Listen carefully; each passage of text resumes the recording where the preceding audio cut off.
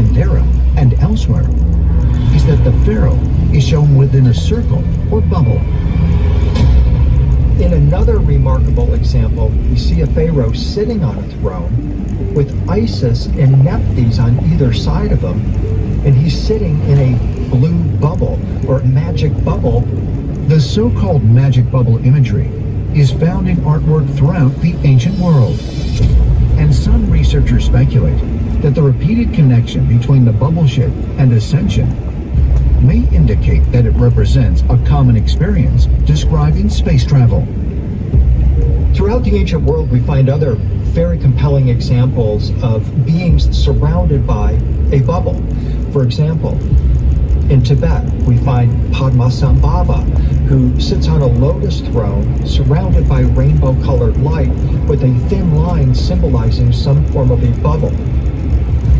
When you see the earliest examples of Jesus ascending into the heavens, he's sitting on a throne, surrounded by concentric rings that form a bubble around his body.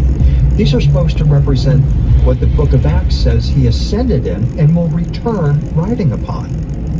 There are countless paintings of saints and other celestial beings that happen to be shown in some type of an energetic bubble. What if people saw something that surpassed their technological intellect and thus drew it in that way? Mainstream historians interpret the bubble shape found in religious art as simply symbols of divinity. But could the repetition of this iconic imagery across traditions suggest it was something our ancestors witnessed? Ancient astronaut theorists say yes, and believe further evidence may be found by taking a closer look at the recently released gimbal video captured by Navy jets in 2015.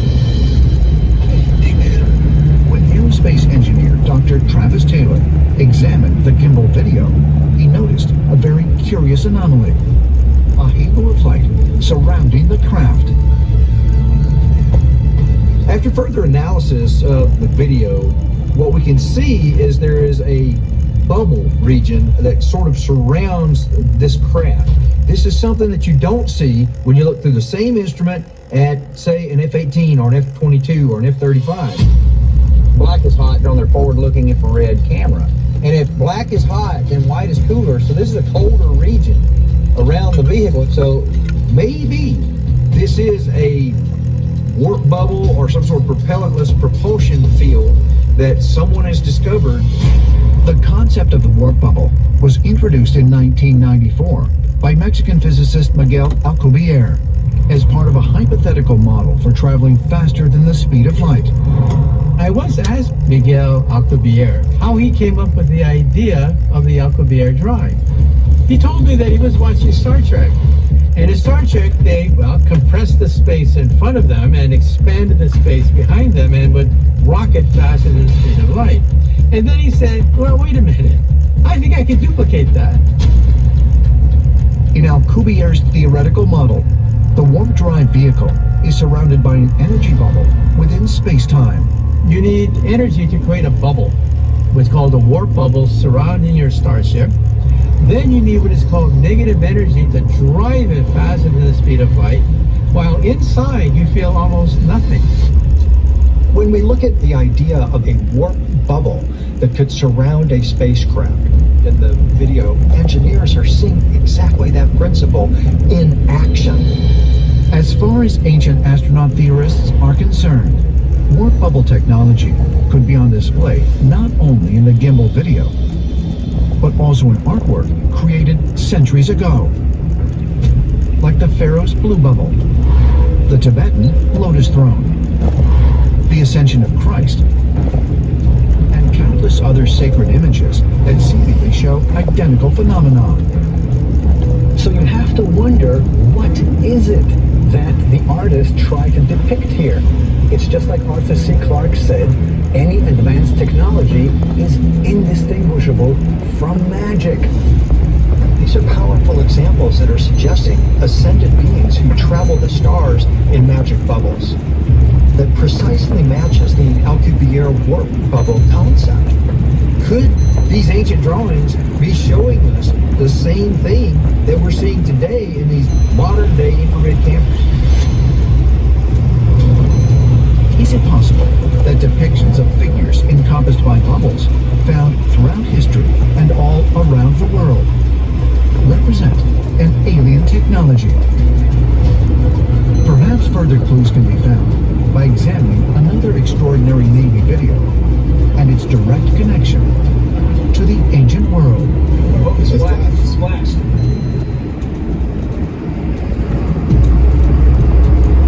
Los Angeles, California, May 2021.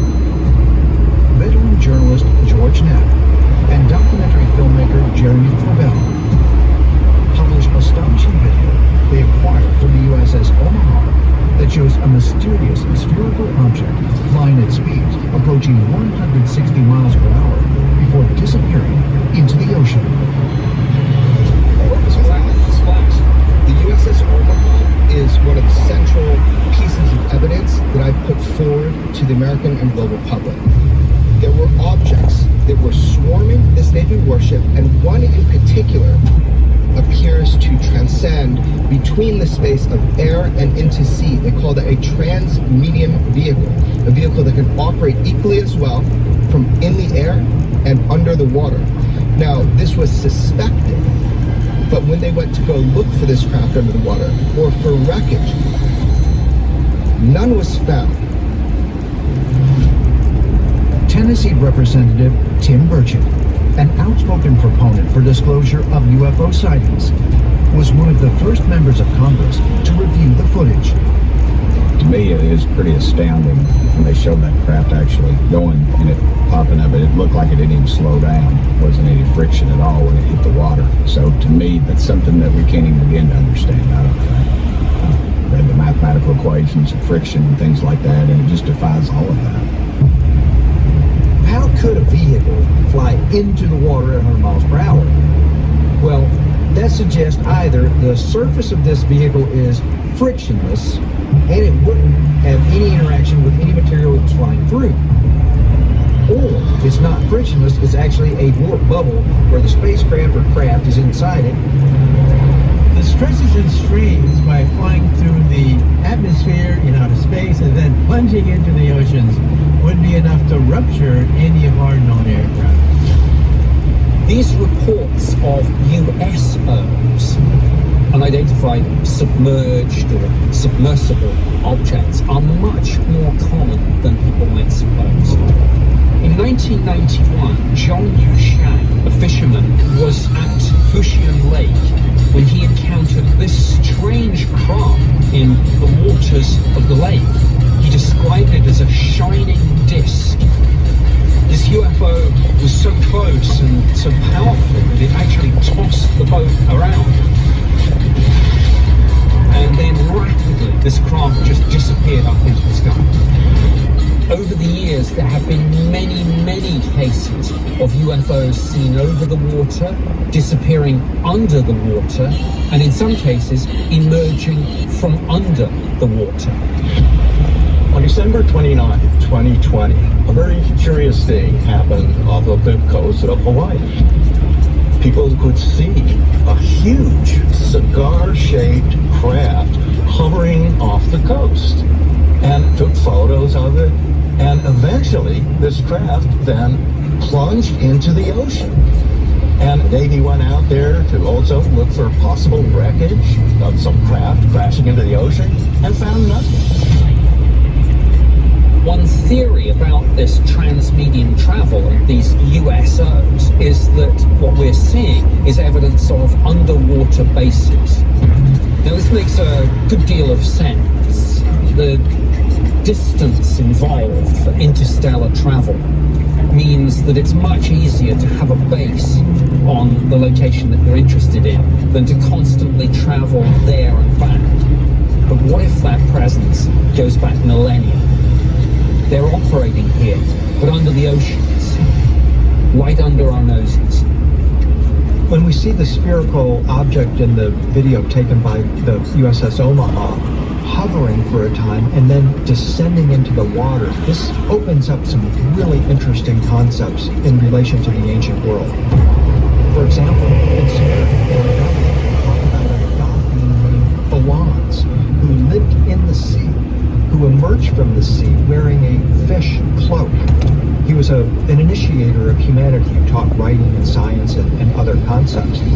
What's amazing about this is that Owans also founded a priesthood of beings called Apkallu priests, who also wore fish cloaks.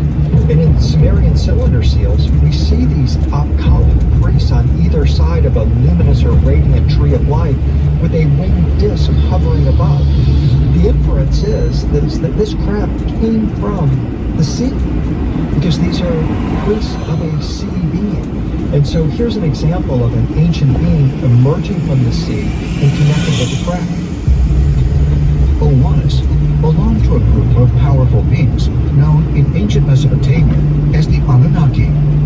The term Anunnaki means those who from the heavens came, and refers to beings descending from the sky, imparting knowledge. That is the most important thing that we can read and learn about the Anunnaki, that they were our teachers. I think it's very possible that what the ancient people tried to record was an extraterrestrial visitation. For ancient astronaut theorists, perhaps the most compelling evidence of an alien presence that traverses Earth's oceans can be found in an account from 1492, recorded by Christopher Columbus. It's a famous story about Christopher Columbus, and he wrote this in his journals, that as he was moving west across the Atlantic towards the Caribbean in his first voyage, he saw a light out in the ocean to the west, hovering over the water, and this light then descended into the water. But Columbus felt that this light was guiding him towards his destination. So if this glowing object that Columbus saw did, go into the water, he's perhaps one of the first witnesses to describe a transmedium craft like this, which could hover above the water and then disappear into it like a submarine. Could the account of Christopher Columbus and the ancient Babylonian stories of Oannes have a profound connection to the object recorded from the USS Omaha? Do they provide further evidence that the same crafts witnessed in the distant past are still visiting Earth in the present? Ancient astronaut theorists say yes, and believe the ultimate proof of this can be found in the Hebrew Bible.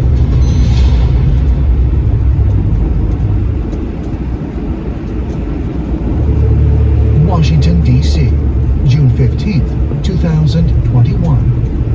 Just outside the Capitol building, Congressman Tim Burchett of Tennessee speaks with a reporter about the much-anticipated government UAP report, due to be released in less than 2 weeks.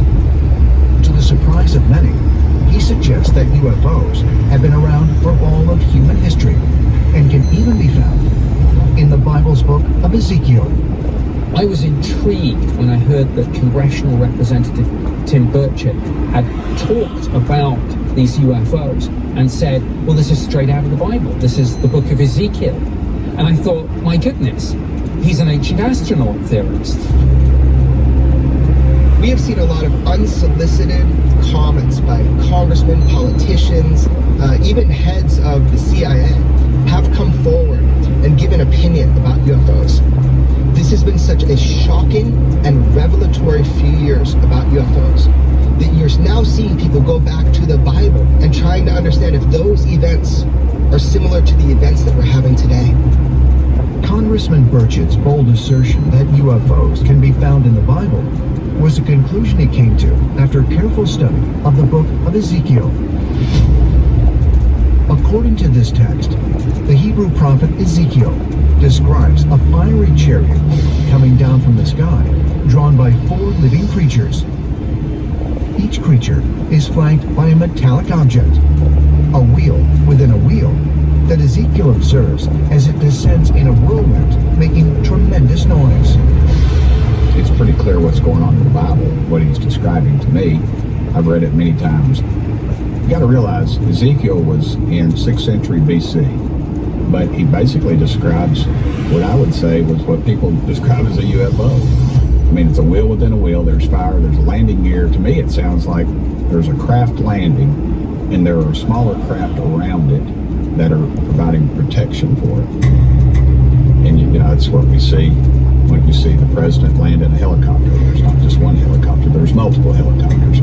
So to me, it sounds like Ezekiel saw something that he could not accurately describe, and he used things around him that he would see on a day-to-day basis to describe what he saw. And the closest thing he has is a wheel, because that was the pinnacle of technology at that time, was a wheel.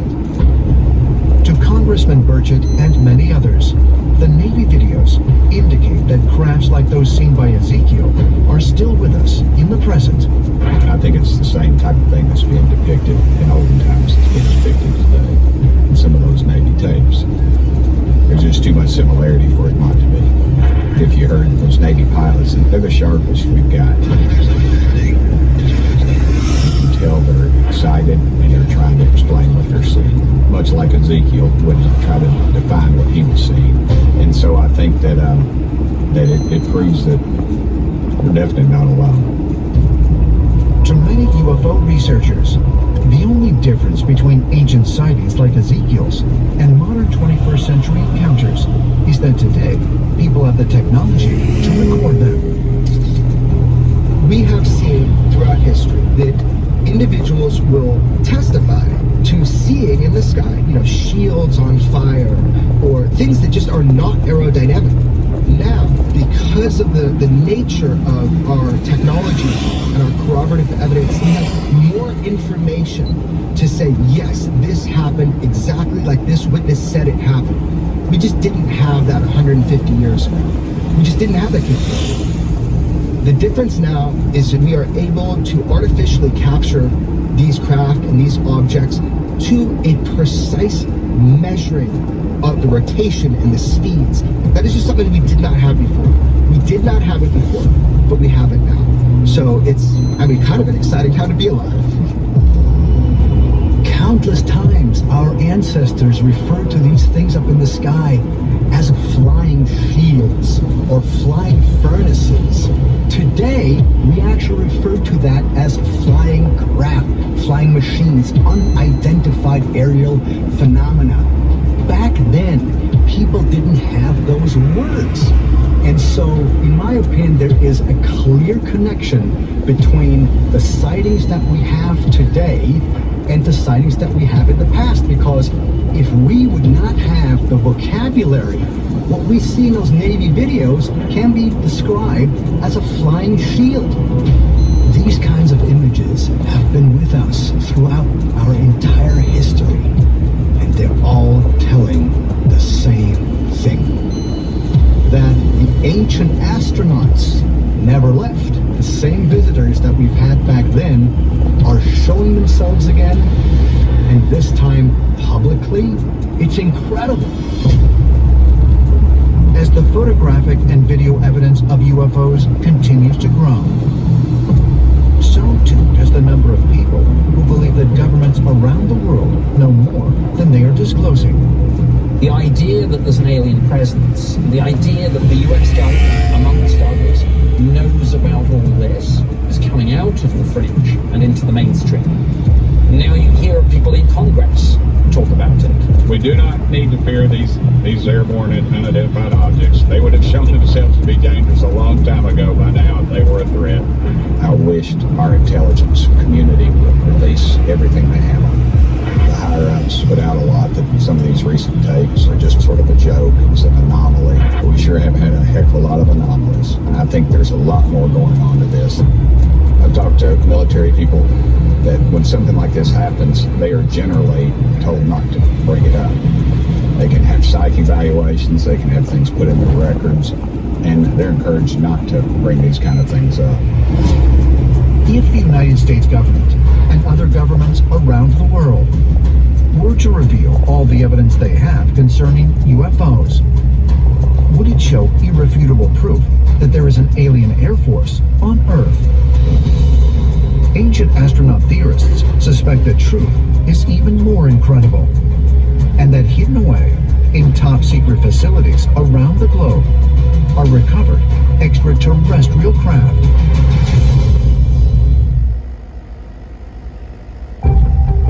Houston, Texas, 2019. NASA's Advanced Propulsion Physics Lab, known as the EagleWorks Project, announces that based on their latest experiments, they now believe it is possible to create an actual warp drive and a spacecraft that can travel faster than the speed of light. The team at NASA's EagleWorks has been trying to reproduce a warp field, and the results have been right at the edge of experimental error right now. So they're not ready to go build the Starship Enterprise, but it's possible that they can do an experiment that says we could build the Starship Enterprise if we put enough work into it. While some believe that such a revolutionary technology is purely the result of human ingenuity, others maintain that such advances are possible because secret government agencies possess and are able to study crashed alien vehicles. It is a theory that goes back to the famous Roswell crash of 1947. Roswell happened in 47. Roswell, New Mexico. They put out a UFO crash. It was on the headlines of the paper. Then the next day they came back and said, no, in fact, it was a weather balloon. And it just contradicted everything everybody had said. Many have alleged that the U.S. government secretly retrieved an alien spacecraft from Roswell. In 1989, a scientist named Bob Lazar even came forward to say that he worked for the U.S. government reverse engineering crashed extraterrestrial vehicles, divulging incredible details about the secret project in the years that followed. The government is holding 9 alien spacecraft that are propelled by a modified gravity generator. Work is being conducted 15 miles south of the lake. The only reason you know about UFOs in Area 51 and that connection is because of Bob Lazar. He was faced with a lot of adversity through this, but in my eyes, he's telling you the truth, and it's backed up time and time again. For decades, the U.S. government denied Lazar's claims, as well as the existence of the facility where he said the alien craft were being held, Area 51. But in 2013, a Freedom of Information Act request finally forced officials to admit that Area 51 is real. For the government to say the things they say and to hold back on these reports, and it goes back to Roswell or any of those other spots, it's just nobody trusts government. They don't trust government, and they really, frankly, they shouldn't. We don't keep our word on anything.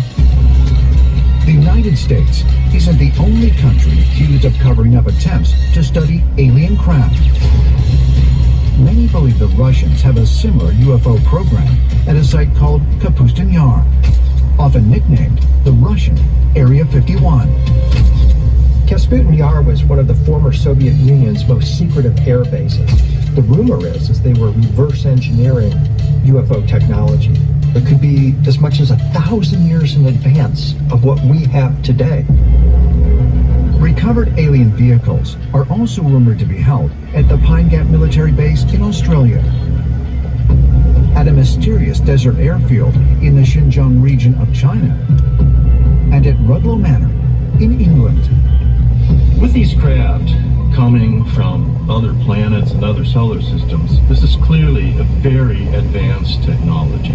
And we are now trying to catch up to these extraterrestrials and have the same kind of technology that they already have. It's clear that it's something we don't understand, and we're not sure where it comes from. And I just wish they'd just say that. They think that the American public can't handle it, and they can, in fact, handle it, I think, very well. Is it possible that the sensational footage recently released by the U.S. Navy features the same type of aerial vehicles that were documented by our ancestors? Do